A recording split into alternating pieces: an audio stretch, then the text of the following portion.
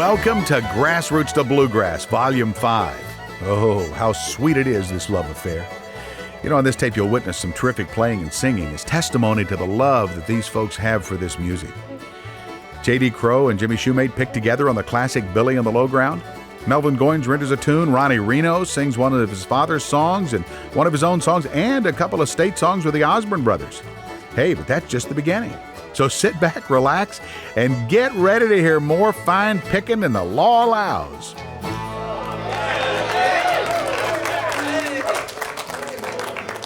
That's our all-star band back there, the Dale McCurry Band, and extra people like Gene Wooten from the Osborne Brothers Band. And, yes. Buddy Spiker, of course, and got a Charlie Cushman back there backing up the boys with the fine guitar work. Back prior to TV, we were individual bands. We'd go out and play schools and courthouses and theaters and such as that, and could draw pretty good crowds. But once TV came along, it was pretty hard to get them out of the house on Monday nights. So, but back when we was doing the full shows, an hour and a half or 2 hours, whatever, we had quite a variety. Do a little some comedy. Everybody always carried a comedian and do a little specialty acts. And I was sitting here yesterday seeing the kind of round robin, everybody doing their thing, and I was reminded that a feature we had on the Flat and Scruggs show with the early Foggy Mountain Boys in 1948, Jim Shumate and Earl would do a number just feature the banjo and the fiddle, which was very interesting and very entertaining. So I thought to kind of recap a little bit of that today, we might call on J.D. Crowe and Jim Shumate to do us one. J.D., you can run all over top of him there, I believe. Yeah, no. I've enjoyed J.D.'s picking for a long time, and now it's a chance to get to there you go. So everybody else lay out, and you'll get the full effect of J.D. and Jim with the... Really, I think where Scruggs came up with the idea was like on Sunday afternoons when they's in the country just sitting around picking, you know, and that's all they had. That was the thing. We were so poor, we couldn't do nothing else. Didn't have no electricity in the house and nothing like that, so we just picked and enjoyed ourselves. Right. God blessed us with plenty to eat and plenty of instruments. There you go. That was the most important thing. This one we did, Billy in the Low Ground, Earl and me did it. We got an awful lot of mail, if you remember, Mac, for this. Everybody requested it wherever we went. And Lester would cut everything else out except just fiddle and banjo. So, he's telling y'all not to pick with him, so he's trying to tell you. we let Mac stand there and hold bass, you know, make like, nah, just kidding, Mac. Here it is, Billy in the Low Ground.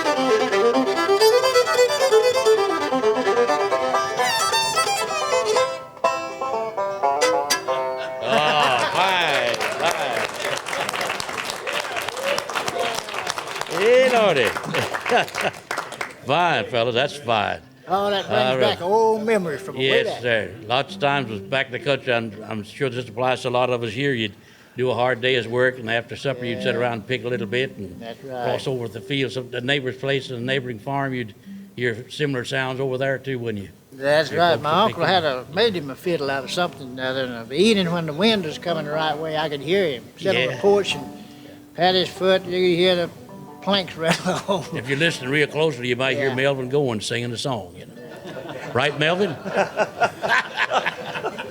How you doing today, Melvin? I'm doing pretty good. Right. You got a good song for us? Well, I might can dig up one, Mac. I'll bet I'm you still could. a little bit hoarse this morning, but That's all I can probably sing some kind of a song this morning, whatever you'd like to do. Does it make a difference what I sing? No, make a bit of difference to me. You know what? Do I wish I'd have went to work with you 48 years ago then. Yeah. That easy to please. Just sing anything you want. I don't all have right. the publishing on any of yours. You know, Mac, back when I was a little boy growing up at home, I used to listen to a song on the Grand Ole Opry as an old timer, and I've always kind of stuck to the old songs, but back I kind of cut my teeth on the old tunes, the old fiddle tunes, old time banjo playing and stuff like that. And I've always related to the old music because I thought it was a true heart of the music, the mountain music that back in the horse and buggy days when people all gather up on Saturday night, go and listen to the old battery radios and throw a little cornmeal on the floor, move all the furniture out of one room and dance till the Dominican rooster crowed the next morning. There you go. And have a lot of fun. And this is a song that I used to listen to on the Grand Ole Opry on Saturday night with the old battery radio and Uncle Dave Macon and the Fruit Jar Drinkers and the Possum Hunters and Sam and Kirk McGee and Ernest Tubb, Brad Foley, Eddie Arnold, and all the old timers, Bill Monroe.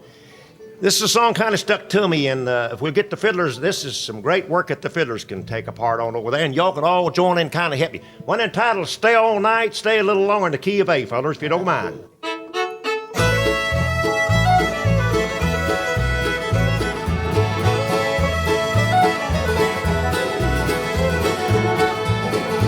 We're sitting in the room, we're talking to my love on the slop bucket fell from the window up above. The mule and the grasshopper eating ice cream. The mule got sick and the lady on the bean. Stay all night, stay a little longer, dance all night, dance a little longer. Pull off your coat, throw it in the corner, don't see why don't stay a little longer.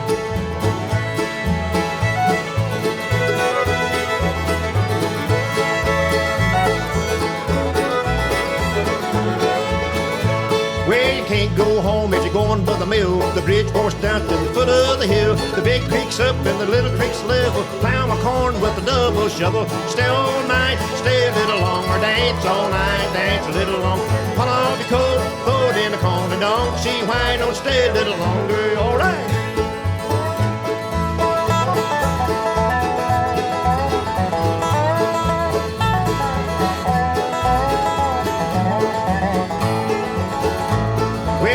See my blue-eyed Sally, she lives away down on Shinbone Alley. The number on the gate, the number on the door. Next house over is the grocery store. Stay all night, stay a little longer. Dance all night, dance a little long. Put on the coat, throw it in the corner. Don't see why don't stay a little longer. All right.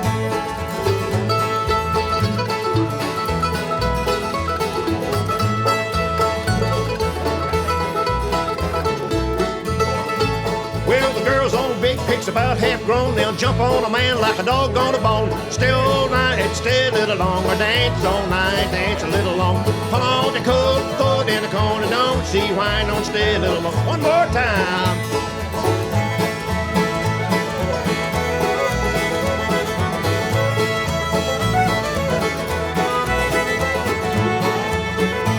We're sitting in the room talking to my love when the slop bucket fell from the window up above. The mule and the grasshopper eating ice cream.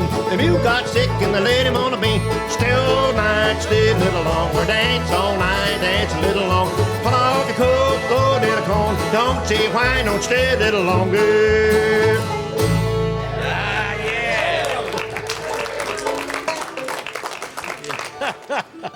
I was just sitting here listening to Melvin do that, and it emphasizes what I've always contended, that there are very few boundaries in music itself. Jazz, I think, as much as you can to bluegrass music because of the liberties we take with it. As an example, several of us do Footprints in the Snow, but very few of us do it exactly like the other one, And that song that you just did there was one of the biggest songs that Bob Wills had, who had the big Western Swing Band and played dances in Texas and around, and sounded just as good with the bluegrass background here today, I thought. Well, Mac, speaking of this music, I never thought that I would ever be sitting here today where I'm sitting. Of course, something I aimed to mention just when y'all was talking about Carlton Haney, I want to go back just a little bit about two fellers that's not with us here today, the late Don Reno and Red Smiley. Fellers that I will never forget as long as I live on earth and walk in my two shoes and play bluegrass music. And a young man sitting over here by the name of Carlton Haney. I was working in Bean Blossom, Indiana, and me and my brother, in 1969, Bill Monroe's Bluegrass Festival in Indiana, Bean Blossom, a great festival, a festival I'll also never forget. Anyway, me and Ray had just had left the Lonesome Pine Fiddlers, and you know when you start a new group, it's kind of hard. And because people don't know of you when you're going out, when you're on your own, you've got your work cut out for you. And sometimes the road gets mighty rock and rough to travel. Anyway, we was there, and we played Bill's festival a couple of days in Bean Blossom. And you know, you're out, you're just like a traveling salesman. You're trying to sell every door you knock on, but every door you don't knock on, you don't get to sell, you know. Well, anyway, Reno and Ray, we stand out there behind the old barn that's no longer in Bean Blossom, and we was telling Don that we'd started on our own, and we wasn't trying to need some work, we need all the help we get. And so Don said, well, have you got any festivals booked? I said, yeah. No, we don't have any festivals booked, but I said, we sure like to play some. He said, let me talk to Carlton. He called Carlton Shorty then, Shorty Haney. He called Carlton Shorty. And he said, let me talk to Carlton. So he went over and talked to Carlton about booking me and Ray at Berryville, Virginia. And Carlton said, I swear, Don said, I just can't use nobody else. Said, I done got all I can afford. He said, Carlton, said, if you don't book these boys, said, it's going to come the awful storm and rain that you've ever saw in your life. Oh, Lord, Don said, don't talk like that. Said, I'll lose everything I got. And so Carlton put his, well, he said, now you've either got your choice, be rained out or book the Goins boys. He said, I ain't got much money to give them, Don. Well, he said, how much money have you got to give him? He said, all I can pay is $100 a day for a four-piece band. And I said, well, we'll take it. So he booked us 3 days at the park. We got $300 for a band to play 3 days. So that week we started out pretty good. We stopped and played. I booked $1,450 worth of work for a whole week. I worked a whole week. I got a week's booking that week for $1,450, including the last job we booked with Carlton for $300. Mm-hmm. But the radio days, as I was going to get back to say, it didn't rain. Oh, the sun shined. We brought Carlton good weather, and Carlton done well.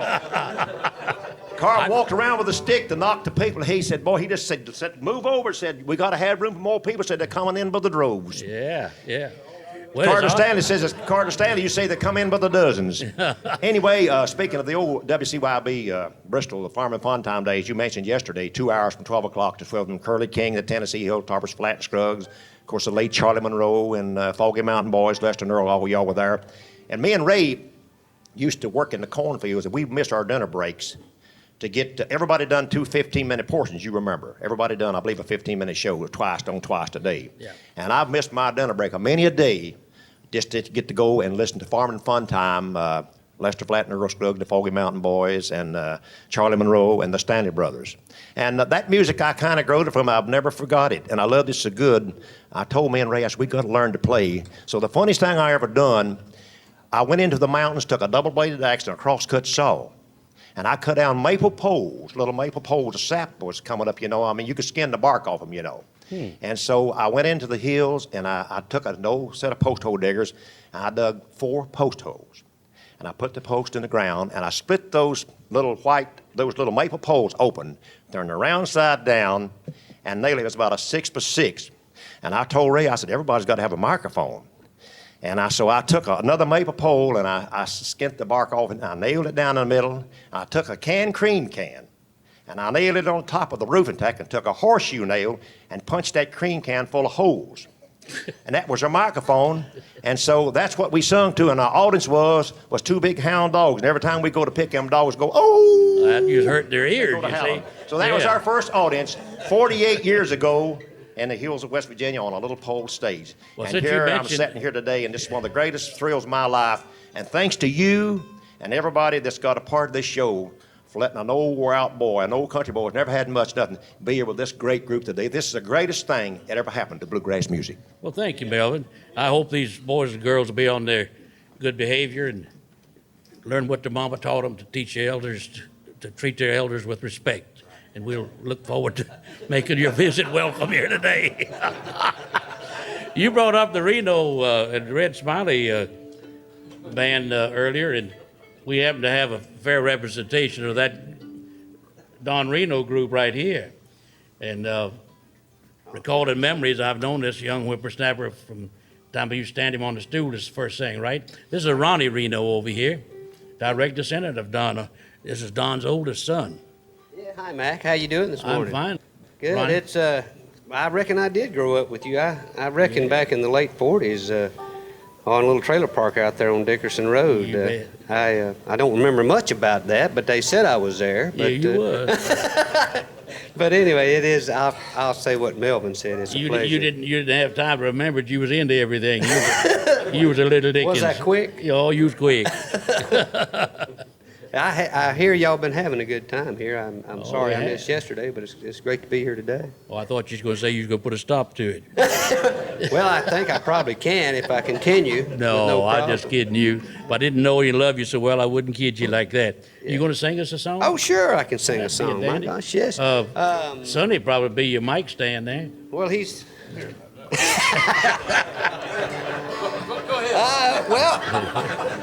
Put it up a little higher, you still see his face. Knew I sang a little sharp, but I didn't know I was that sharp. Well, I'll tell you what, speaking of Dad and Red, Mac, we can go back and do one of their old songs. Okay, that'd be Maybe I can talk somebody doing a little harmony with me or something on this, I reckon. But, this is a thing they did back in, my gosh, in Richmond, Virginia, back in the mid-50s. Dad and Mac McGahey wrote this song, and I'd like to dedicate this to Mac because he's a dear friend and has had some health problems lately, but he's doing better. So Yeah, I'm glad to hear that. we'll do this for Mac. Guys, y'all remember, I know you're married, but I love you still. All right, let me say, I'll just, as they say, jump into this or something. Say, the day I met you, my heart spoke to me. It said to love you through eternity, not knowing that you were another's bride. I vowed I'd always be close by your side. You know I love you and I always will. I know you're married, but I love you still.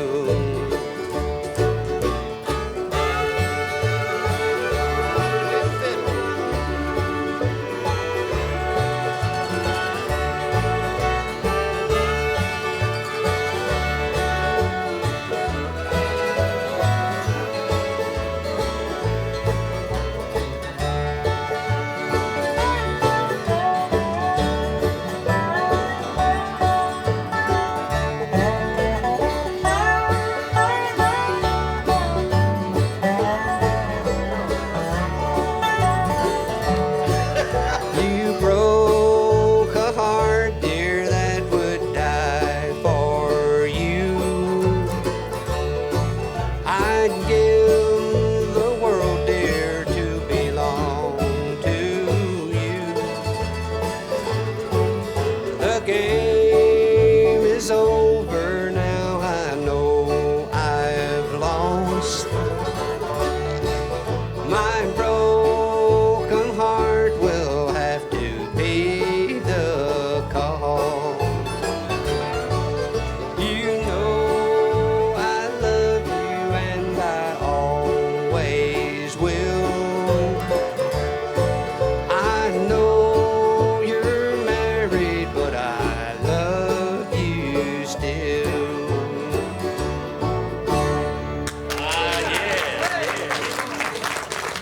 Thank you, thank Oh, you. you're welcome, Ron. You're welcome, Ron. Hey, That's Mac, fine, Ronnie.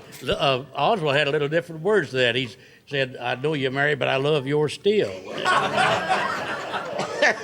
can I tell a Don Reno story?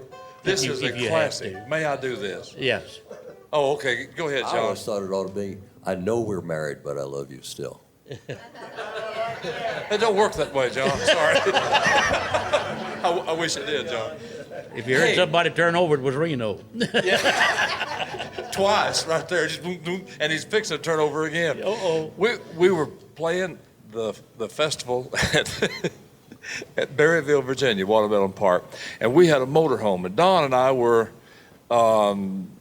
sitting up in the front of our motorhome talking, just talking. That's all. We're just sitting up there and talking about all kinds of things, Ronnie and all that. Yeah, and so the door to this motorhome was halfway back the length of the motorhome, and there was a little cabinet that sat right beside the door when you walk inside. So all of a sudden the door opens, and this guy walked in, and he had real long shoulder-length hair, and he just climbed up on that cabinet, and he sat down. And I guess he was very tired, so he just went to sleep right there on the spot. I mean, he kind of went boom, like that, and he was out. Well, we sat there about, I don't know, 10 minutes, and Don said, "Who is that old boy?" And I said, "I don't know. It's this old classic thing. I thought he knew you." And Don said, "I don't know him." And he said, "I'll tell you one thing." And few people know that Don Reno was a great barber. He was just a wonderful barber. And so Don said, "I'll tell you what, though." He said, "The old boy needs a haircut real bad. I'll be right back." So he went to his motorhome, which was parked next to us, and he came back, and he had these clippers and scissors and the comb and the whole bit. And that old boy was just absolutely passed out. I mean, he was zonked. So he'd been probably jogging or something all day. And he is just, completely wiped out. And Don sat there, and he gave that guy the neatest haircut that you've ever seen. And this guy had shoulder-length hair all the way around. We're talking 70, maybe something like that, when long hair was really the thing right then. And Don gave him a real nice haircut, about like Eddie Stubbs' hair. And I don't mean that. I'm not talking about up here. I'm talking about. He took a lot off the top. He took about. Mac, I wouldn't talk too much. Me and you both in that same category.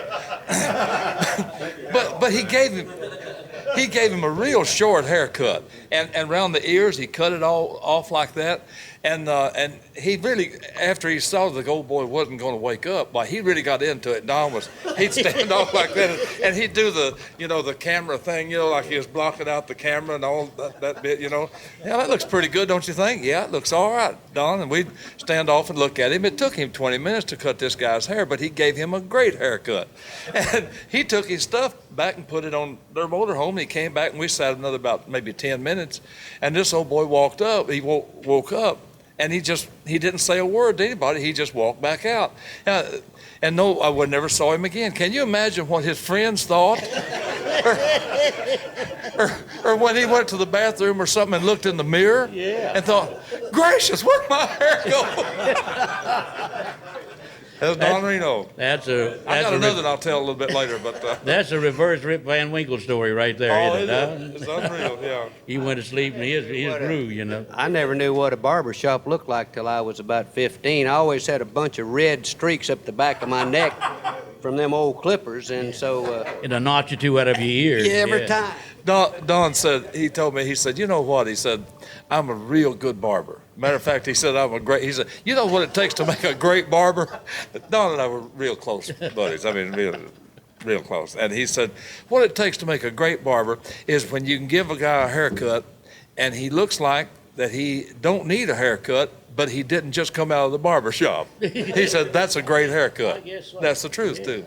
All right. Well, I'd like to show you the versatility of Ronnie here. He's worked with the Osborne Brothers and with Merle Haggard quite a while, and opened the show for Merle, and worked.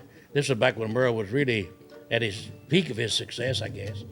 Yeah, I'm very fortunate, Mac. I've worked with four bands that I've always felt that I was a great time in my life, that we all had great bands and was doing great music. And of course, Dad and Red was one, and the second one was Bob and Sonny.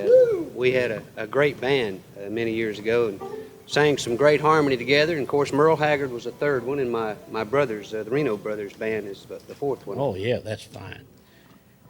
Well, where I was going with this is then you're quite a songwriter too, Ronnie, and this next song he's going to do. I hope I got the right one that Conway recorded. Yeah, I was fortunate enough to to have a song recorded by Conway, actually a couple songs recorded by Conway.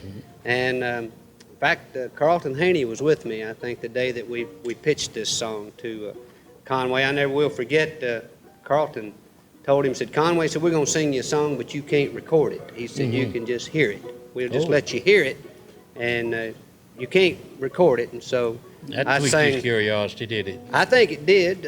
It sort of tweaked my curiosity, too, because I was definitely not going to tell him he couldn't. But anyway, this is a song I had written, and it was about sort of growing up with Dad. I always wanted to play the kind of music when you're growing up, you want to be cool and hip and sort of a rocker. Yeah. And so I didn't realize, it's hard to be a cool and hip and a rocker when you're 16 with an acoustic mandolin, but Bobby's done it. And Don Reno son. That's right. with a 5-string beside you, But, Well, this is bound to have been the only bluegrass song that Conway ever recorded, wouldn't you say? I would say that. Yeah. I would say that. I was tickled that Conway cut it, and also Mr. Bill Monroe came up and thanked me for mentioning his name in it. Did he? But yeah, I'd like to do it if we can, guys. It's I don't. Yeah, be natural, and that's what we will Grab be. a hold, friends. This is different. I'll just sort of vamp on this a little bit, and then y'all just sort of hump in there, and we'll try it here.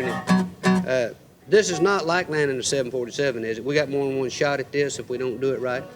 No. This is it. As a matter of fact, yours is almost done. That's right. Well, And be sure you're coming in on the runway, too. it's a 2.5-minute song, so let's Really? let's see. Here we go.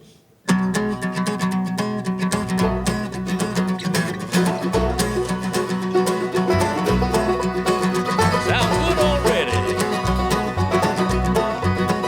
There's a new kind of music going round. It's known as the Boogie Grass sound. So grab your partner, hey swing, hurry round, and dance to the Boogie Grass sound. Why love to hear Bill sing about Kentucky and the Osborne Brothers rambling man. We put the music all together, so dance to the Boogie Grass Band. Somebody pick it now.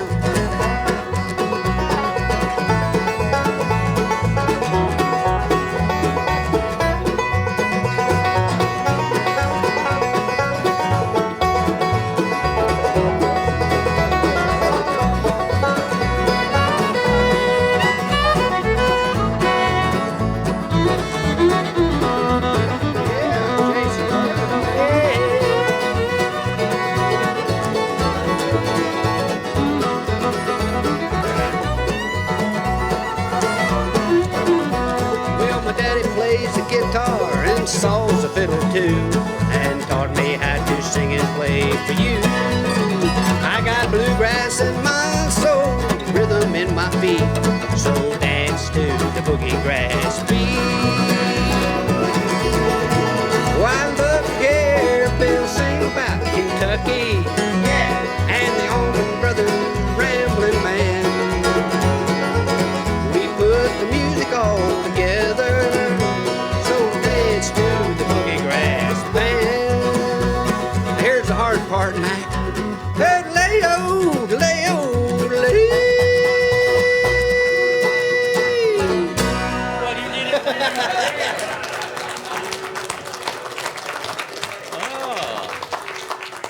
Ronnie Reno showing you what the other side's like there. Thank you. That's fine, right? I kept waiting for Sonny to hook you in the eye with his banjo neck there. He warned me, I'll say that earlier. And I'll tell you what, I had some flashbacks there. Your dad did that to me one time.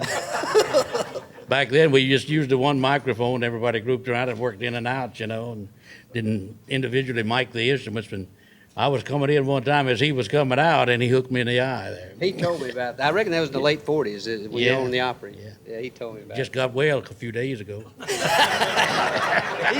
He said you were a fast learner, though, Mac. He only done it once. Yeah, that's right. I didn't turn the other eye, I'll tell you that. Oh, that reminded me of, I stopped at a little bar I was on the way home last night, and this fella in there had a hook on his arm and a wooden leg and a patch over his eye. And I said, "Oh boy, you're in pretty bad shape. What happened to you?" He said, "Well," said, "I was a sailor and I got this leg cut off in a shipwreck, and not too long after that, I was in a sword fight and they cut my hand off, so I got the hook." And I said, "Well, what about your eye?" He said, "Well, I was walking on the beach the other day, looked up and a seagull spotted me." And I said, "What do you had me believing you about the leg and the hook on your arm there, but that's a little far-fetched, that seagull thing. I don't believe a seagull put your eye out." He said, if it's the next day after you just got your hook, it will."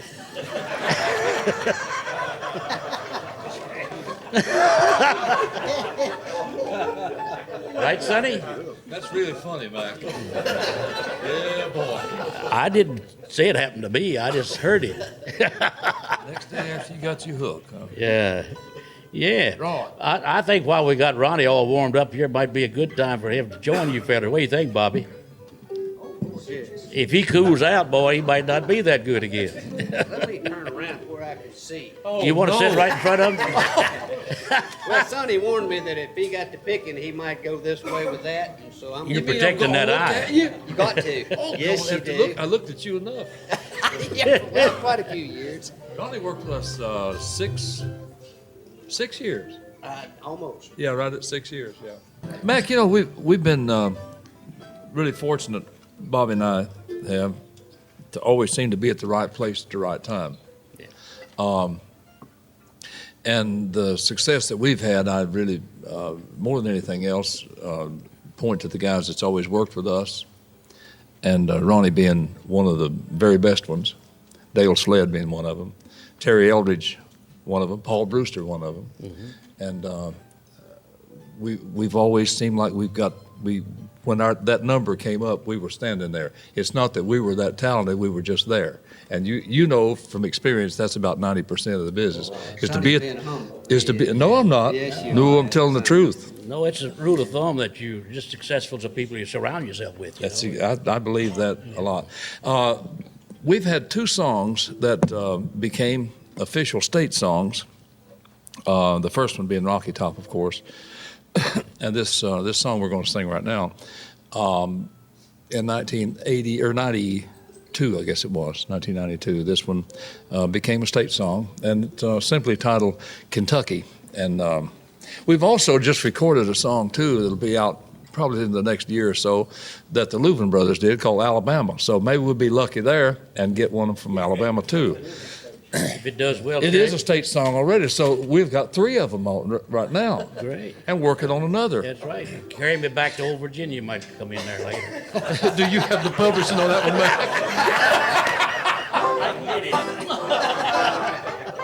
Mac has publishing on Carry Me Back. Huh? What is it?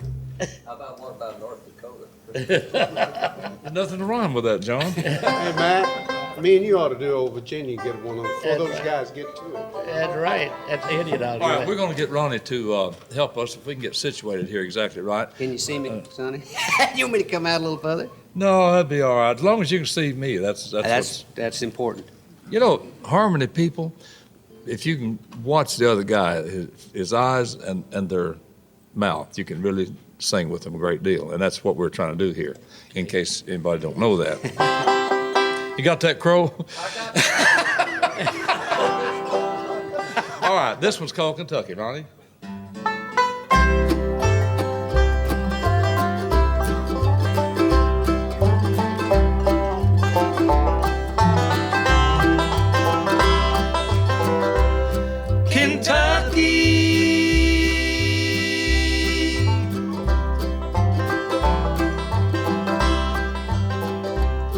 You are the dearest land outside of heaven to me.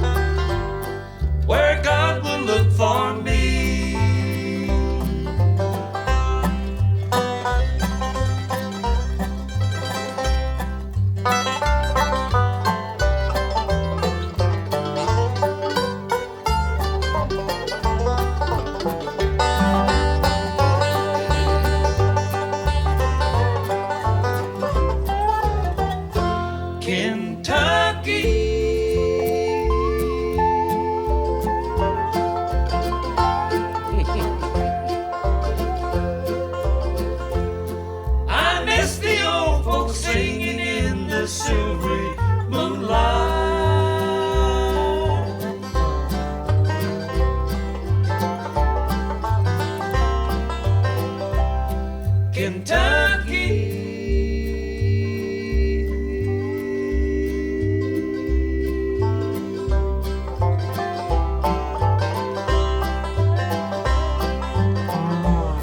I miss the hound dogs chasing coon.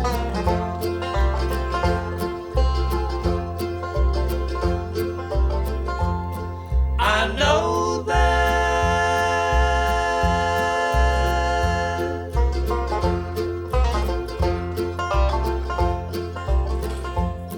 my mother, dad, and sweetheart all are waiting for me.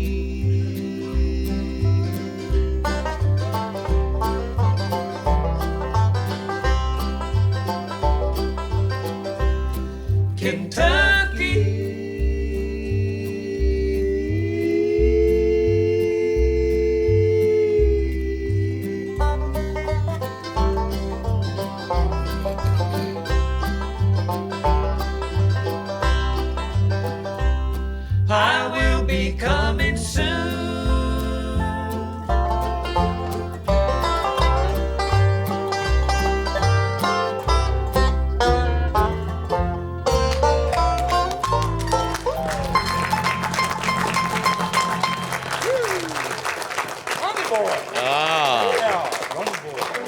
It ain't gonna get much closer than that.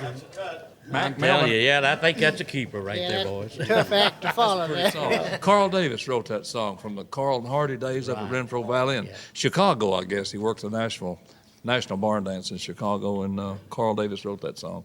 Beautiful, beautiful. Supper Time Frolic. Yeah. WJJD. Right. Randy what? Randy Blake. Randy yeah. Blake, yes. Yeah, Randy Blake. I think we ought to give full credit there to let the folks know that Bobby was singing that before noon the day that we put this down. He makes my throat hurt to hear him sing tenor, I'll tell you that. Mac? It can become very intimidating.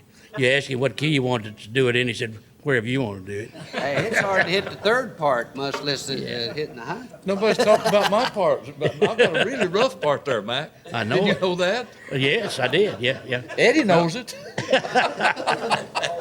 What'd you say, Dad? I was going to say, Melvin and I up here on this back row here, we were just about to stand up and salute and put our hand over her heart, good old Kentucky boys that we are. But I was also going to share that Kentucky's one of the few states, or I can't imagine another one, actually has two bluegrass songs as its state song. This fella's daddy right here wrote the other one, Blue Moon of Kentucky. That's right. We've got two of them. That's exactly right.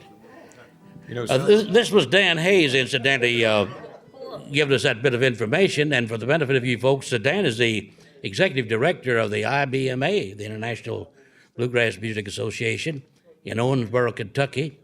And I've had the pleasure of being on that board of directors at one time and have participated in the fall shows they have there and always enjoyed it.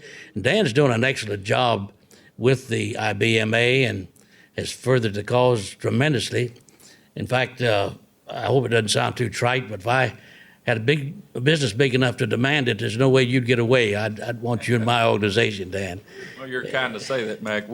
I tell you, Eddie said this yesterday, and I'll second what a lot of people have said here. This is just a great privilege for me to be here and listen to all of my heroes and people that I've grown up with listening to and enjoying. And Pappy yesterday said something about wondering whether this music would go forward. And there's a lot of us folks, and I'm not that young, but I can look over some of the fellas that are a little more in my age range back here backing us up and everything this week. And just say we want this music to go forward, and we're going to do our very best to make sure everything that you all have created does stay with us for many, many years to come into the next century. And it's just been great. And I grew up. Actually, the first music I ever remember hearing was the Osborne Brothers. We lived up in Ohio for a short period of time, and Paul Moon Mullins up on the radio station up in Middletown, Ohio. Hard to get together for a reunion like this and not mention a fellow like him and all he's meant to bluegrass for all of us displaced folks out of eastern Kentucky that went up there to find work. My father did, and a lot of other people did. I guess the Osborne Brothers folks had done the same thing, left hiding to go up there. And this music has meant so much to people all over the world, want to thank everybody as well for pulling this together and letting me just sit back and enjoy this. I don't know what value I've been, but I can tell you it's been a great value to me to be a part of it. Well, you've done a great job with it, and I do think it's gaining momentum, and I think the IBMA has played a responsible part in that. And I do hope that what we're doing here with these videos will expand those horizons and show the connection between the grassroots and on up to what it is today. I've always contended that it has a parallel to religion. If you instill religion in a youngster during his formative years, he might stray away a little bit, but as he gets older and more responsible, he comes back. And I find that that's true with the grassroots of music. He might get into a little rock and roll and bluegrass boogie once in a while, but if you don't watch what he gets to telling his kids about it, he's telling them about the old days and the basic music. Don't you think that's I do think it's true. And the other thing that's real interesting that's happening these days with bluegrass isn't just what's happening in this country with young people who are being attracted to it, but people all over the world. We've got membership in over 30 countries. Wonderful. All over the world, people enjoying this music. And I've met people from Russia, from Japan, from Australia, and all over Europe. We even have members in South America, down in Brazil, have a radio station down there programming bluegrass now, and things are growing. And this is, it's music that it's an acquired taste to some degree, but we're finding new fans and young people that are catching on to it and learning a lot and getting turned on to these people here, and that's the most exciting thing about what I get to do every day. Right. It's a very contagious type music too. I know frequently on festivals, people come up and say, this is my first festival. I'm having so much fun, I'm going to go to a lot of them. Or we'll tell you when they got turned on to it, so to speak. Yeah. And another bit of trivia, I was pleased to learn a few years ago that Dan is from String Bean's hometown, right. Annville, Kentucky. Yeah. We went up there to play the String Beans Festival and unveil his wonderful monument they have there. They built a beautiful, Grandpa and Ramona were larger there. than life, full-size statue with his pants and shirt just wasted up about his knees and everything down there. That's right.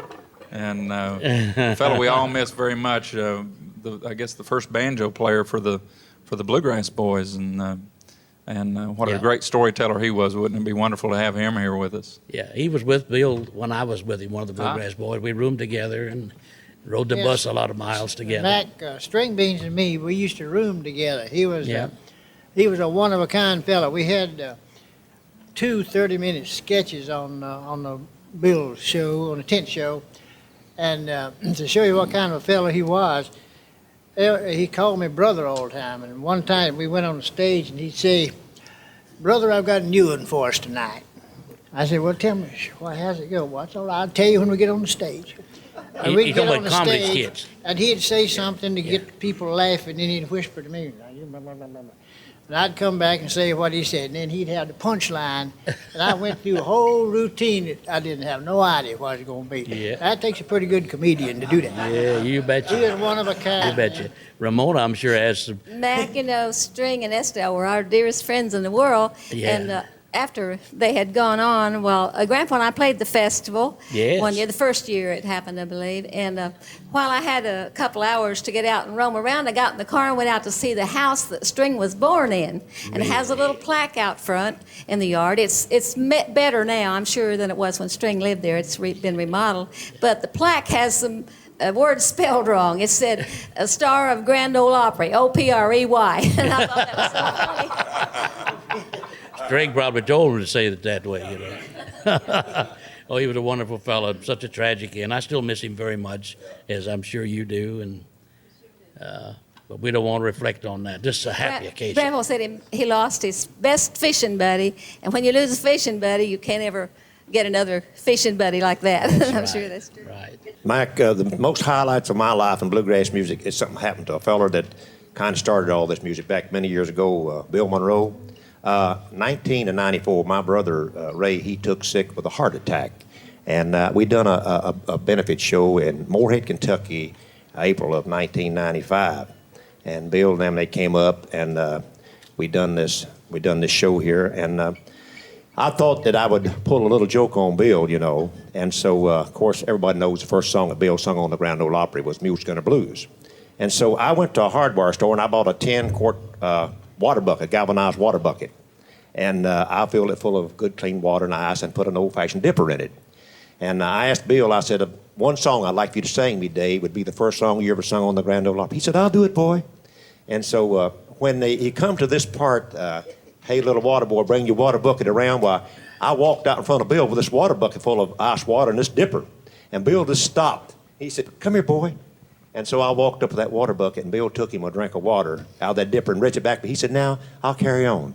And that was the greatest thing that ever happened. When he said, bring your water bucket, and I gave him the drink of water, I felt so good doing that, and I'll never forget that. And also, I'd like to remind you that day, where people knows it or not, the governor of Kentucky, set the month of April aside for Bluegrass Day and could hit his own record at Frankfort. It's Bill Monroe Day, the month of April. He set that as Bluegrass Day in Kentucky, the month of April. Well, that's great. Speaking of carrying on here, would you fellas like to do the other state song at this time? Which one's that, Mac? Let's see. Virginia. No, the Tennessee Rocky Top that you I talking was about. so engrossed in the conversation, I forgot that we was even here. Yeah. Hey. I thought you just forgot about that. Is Brother Reno going to help you with this Oh, one too? yeah. Is he? Well, all right. Watch this banjo neck for sure on this one. Oh, I've got one question. I'll not hit you. That's right, yeah. Yes, once. I've got one question that perhaps you can clear up here. That beautiful harmony you do on the ends of your songs. Did you guys figure that out, or was you searching for the right part one time and worked it into something commercial? Mac, did you notice this little table I've got here? It's got all kinds of things on it. You remember what I told you yesterday? Bill said that he throwed that ball and he went. I can still throw. You don't want to get too testy over there, brother. Do the song. I love you though, Mac. I love you. You're from Virginia, ain't you? Yeah. I thought so. Yeah. Anyway, what's that got to do with anything? I don't know. The thing about the parts and all like that. Bobby and Red Allen and I would just mess around in the car singing songs like that, and I think the first thought of that came from a pedal steel guitar, because we were such big fans of that pedal steel, and we started kind of doing those slides and imitate the pedal beautiful. steel. It worked. Yeah, it worked. That's all. Very okay. identifying too. Oh yeah. Yes, yeah. sir. Yes, sir. All right, now if I can. It's close enough.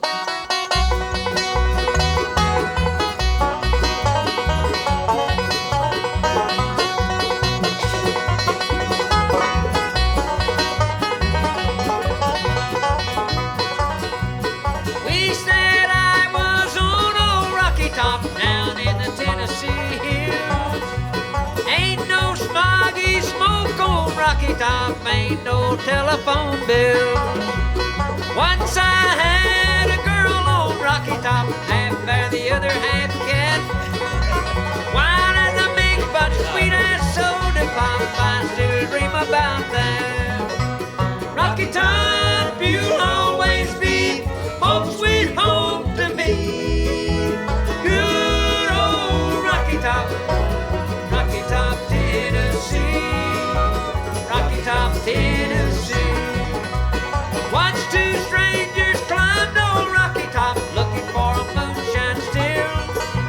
Strangers ain't come down from Rocky Top, reckon they never will.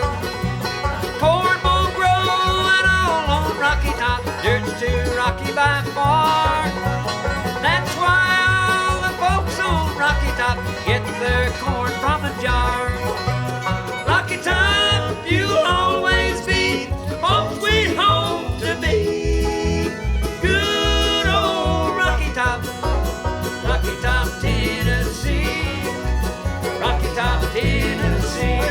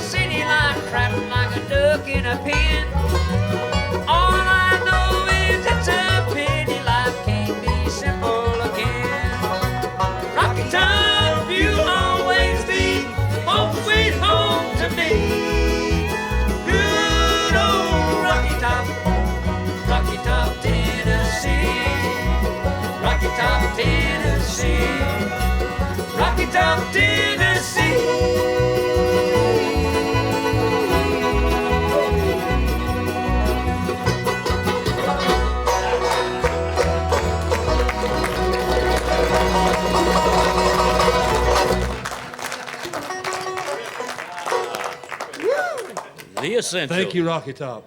Yeah, thank you, Rocky Top. Boy, that bought the farm, brother. Sonny? Oh, that's wonderful. That's wonderful. Sonny, when I was listening to y'all doing that there, I just got to thinking, I know you guys have won a lot of awards and been nominated for a lot of awards, but if memory serves me right, when y'all won the CMA Vocal Group of the Year award in 71. Yeah, 71. Wasn't Ronnie singing the third part in your trio at that time? Yeah, he sure was. Ronnie was with us. Ronnie, and were you singing with us at that time? Yeah, I was singing with you. Yeah, right that's before right. I think we went to Lake Tahoe about that. Yeah, same that's time. right. Yeah, we. Yeah, Dennis was- Digby That's played right. the bass with us, and Robbie, Bobby's son, played drums with us that time. We never went down to receive that award. Somehow I never did believe in them. I just, you know what Ira Leuven told me one time? Ira said, you know what awards is good for? Just to break everybody else's heart. And I don't know how true that is, but we just never did.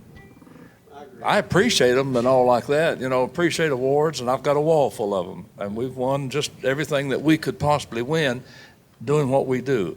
But it's just something that I just never saw we never did see the importance of going there and doing that kind of thing. We were inducted into the IBMA Hall of Honor, and I wish they'd call it Hall of Fame, but they don't. But anyway, we did go up to receive that, and we were very, very, very proud and pleased to do that. But yeah, we were going to Lake Tahoe when that happened.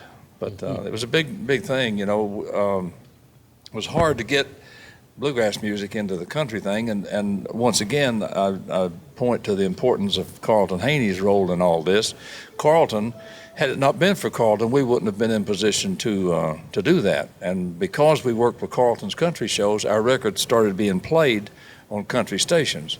And if we could ever get that all done at one time, all this would be a lot easier, because if bluegrass music is put to the people along and mixed in with all the other stuff that they call in country nowadays, we'd win and in a heartbeat. But you can't get it done. It's just very, very hard to get your records played. But because of Carlton, we did get our records played and were very successful for a number of years. And the CMA award it pointed right to that. You know, that's the reason for it. It's kind of nice to see history revisited here with the three Oh, of y'all it's singing fine to together. sit That's here neat. beside this old boy too, because I mean, Ronnie I've known since he was a small boy. I mean, you know, he's still kind of a small boy. Eddie, you got some input there? Yeah, I'd like to add something to that. I agree with Sonny totally. The Country Gentlemen made their mark in the music business, and we did a lot of colleges and things like that, and I think the Osborne Brothers probably played Oberlin just before we did.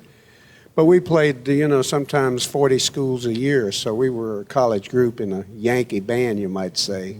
And we were, I remember when I was working with Monroe that Elvis had just hit and the bottom had fell out, and Monroe wasn't doing very well himself. His heart was in the right place, but the wallet wasn't working. And I remember leaving there and going up and joining the Country Gentlemen, and my first night's pay, my first week's pay was like 5 times what I'd been able to make with Monroe, only because he wasn't getting it himself. And one of the biggest reasons for that was that not only were the colleges there for us, but Carlton Haney was there for us. And people can say what they, good or bad, yin or yang, or whatever they want to say about Carlton, but I think he's one of those most important parts of the industry. And the reason it survived, and if people can get past their own wallet and look at the overall picture, they will see Carlton as a hero rather than anything else, because he really was so effective in keeping Bill Monroe alive, the Country Gentlemen alive, the Osborne Brothers alive. Jim and Jesse got a part of that. Yeah, everybody. I think everybody in the Bluegrass, Bill Clifton over there, everybody. Bill, you didn't get any of it? No. Oh, well. Now, you played a few of them, didn't you, Bill? Oh, okay, well. He was in England. That's right, he went to England. But anyway, I did want to add that, and I think I never mentioned the Country Gentlemen yesterday, and I think since I'm the only one here to represent them, that they played a very vital role in the music business and turning it around a little bit, you know. I'm not going to give us a whole bunch of credit, but we did come in at a time that it needed a group to pick it up and carry it somewhere else, and I was fortunate enough to be a part of that, and I really just Thank wanted to you, say Eddie, that. for that. I had the pleasure of presenting the Hall of Honor award to the Country Gentleman 2 or 3 years ago. Am I right? Yeah, Dan? I got 3 in years on ago. that, and I really appreciate that, too. Would you like to tell the folks who the original members of the Country Gentlemen were? Well, the classic gents were the ones, cut all the first albums. If people didn't know us until you cut a record, they don't know who you are. So that group was Tom Gray, Charlie Waller, John Duffy, and myself. But I can't ever say the names of the Country Gentlemen without saying Ed Ferris, because I thought he was a wonderful bass player and a wonderful person. Yeah, you're exactly right. Well, I think we ought to pay a little attention to the ladies here. They're going to think this program is top heavy with old hairy-legged boys. I reckon they are. All right, and since we've got the cameras kind of zeroed in over there, let's have Miss Martha step front and center and do a song that she wrote, I believe. And this is not Salty Dog, but it's a dog song, isn't it? No, it's a song about me, Mac. Did you really?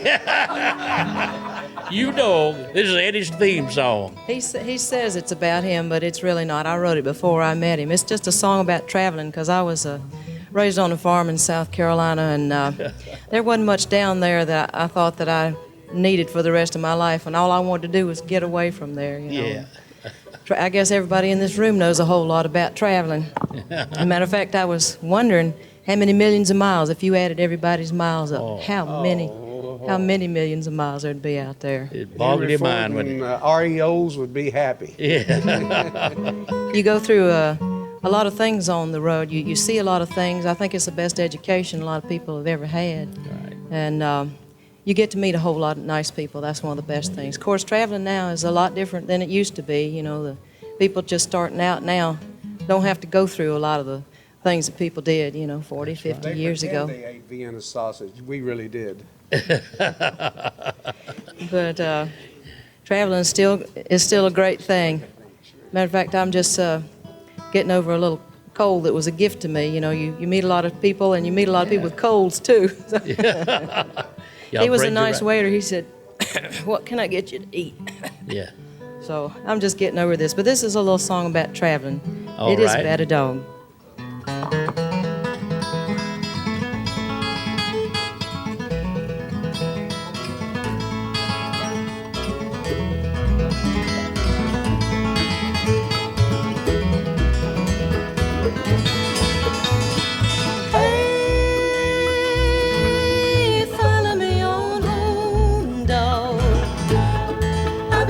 So long, dog, I ain't got no more home than you.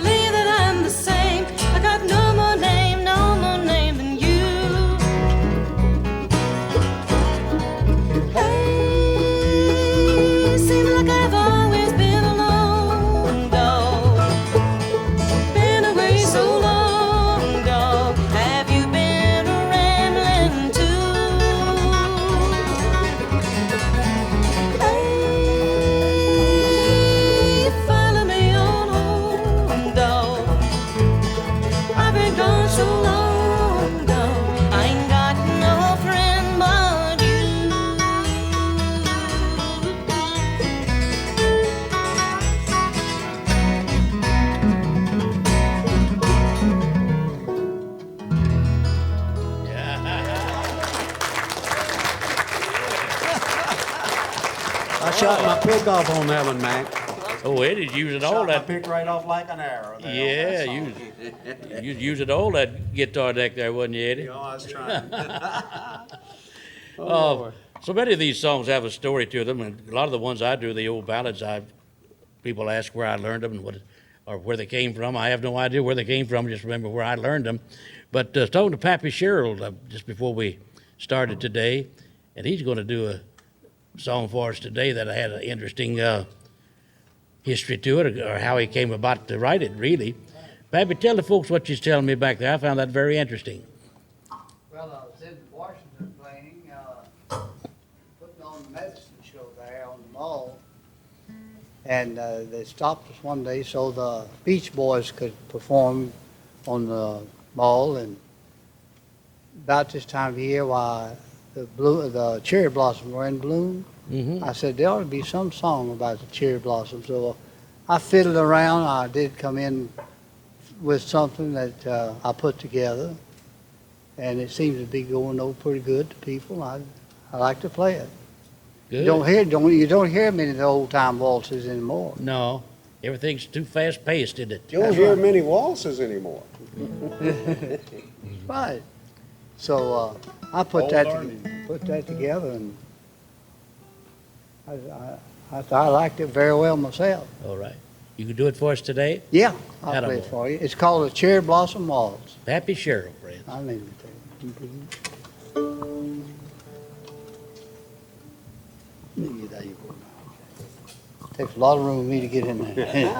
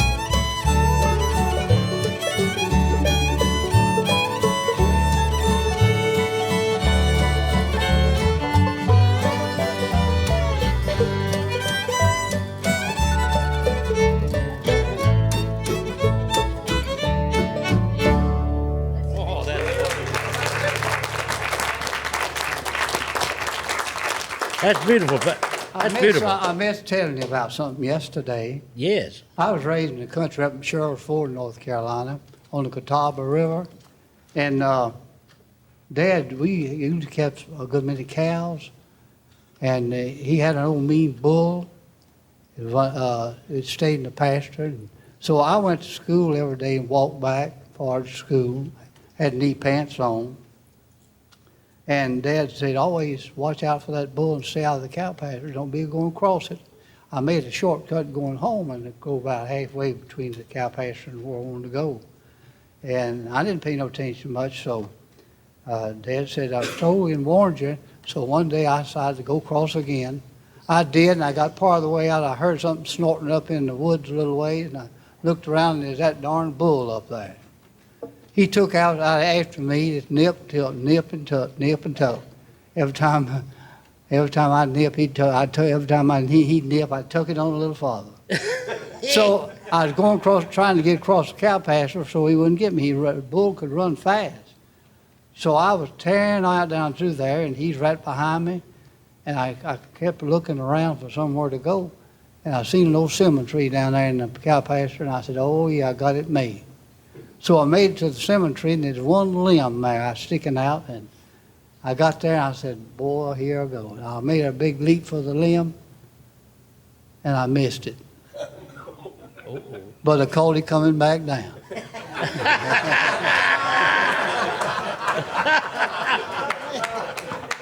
Yeah. You led us right down the garden path, didn't you, Pappy? Mac, it's a person that plays he did a lot for bluegrass music, and his name hadn't been mentioned. When we was growing up, we used to watch the station in Charlotte, North Carolina. We lived so far away. Television wasn't nothing but snow. But he hired the best banjo picker that I ever heard in my whole life. And we don't want to forget about Arthur Smith hiring Don Reno. And at times he would have Red Smiley and Don Reno. They would sing together. But Don's singing buddy on that show was the great Tommy Fail. And I just want everybody to know a lot of the bluegrass came from over in South Carolina and North Carolina. There was Earl right up the road. And Don, I remember in 1964, I got in my 64 Ford and drove to Union, South Carolina. Ronnie was just a little old bitty fella. And I just had to have a banjo from Don Reno. Don sold me one of his original flatheads, and I got it back home, and I just couldn't make it sound like a thing, because it had Don Reno. And a guy came up in a Model A Ford one day, and he said, I understand you have a Don Reno banjo. And I said, yeah, and I can't play it. He said, well, I'll swap the Model A for the banjo. So we made a swap. And you still got that Model A? I still got the Model A. Yes. But the banjo is gone. But I just wanted to say some of the best pickers, including our good old buddy Greasy. Yeah. Was a showman, and a lot of my comedy come from watching people like that, and the great musicians in South Carolina and North Carolina that showed us how to all do it. Right. Thank you, Leroy. Thank you very much. Who? Wasn't that a fine song they sang? And have you ever heard Cherry Blossom Waltz sound any sweeter? At 84, Pappy Sherrill still got it. Now pop in Volume 6 of Grassroots to Bluegrass, in which Kenny Baker and Ramona Jones prove that Pappy Sherrill isn't the only one who's still got the chops. Also in Volume 6, James Monroe shows us that the apple doesn't fall far from the tree. And Charlie Louvin and Jim McReynolds render a Louvin Brothers classic. But first, let's discover how Bill Monroe similarly affected the lives of Del McCrory and Jimmy Shumate.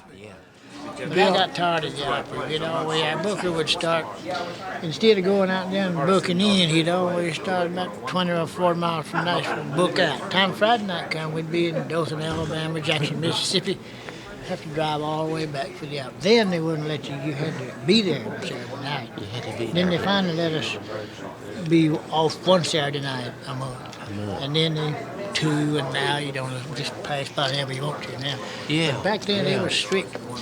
I remember they had to put down your song or not you was going to play next Saturday night. So I went in. I didn't even know that. See, I come in one evening. Vito said, "Shumate, you didn't put me down nothing to play last week." I said, "I didn't know I was supposed to."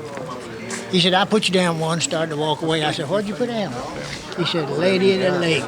I'd never heard of that. I said, "Birch, you know what Lady of the Lake?" He said, "Yeah." I said, "Get back in and show me how to go." He got back in and showed me how to went. I went out there and opened it.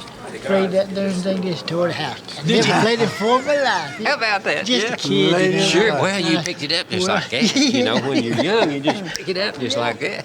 I don't know how it sounded, but they always must have liked it. I'll tell you what I did one time. Now, I heard a fiddle player play a tune on the fiddle. It's called the Blue Mountain Waltz. Yeah. And I wanted to learn that thing, but they couldn't find the music to it. And I heard it one time, and a couple of nights I'd go after that. And I went to bed, I went to sleep, and woke up the next morning, I could play the darn thing all the way through. And that's happened, and I did it. Good Lord, just it was in the key of A, and I played it all the way exactly through. What it was. Kenny Baker's one wrote it. You wanted to play it, and that's all it takes. When It you want to do was in something, it was up there, and it come out just as plain. I played The this. brain is I can just go a- pick my fiddle up and play it right now all the way through. Yeah. Probably the lower.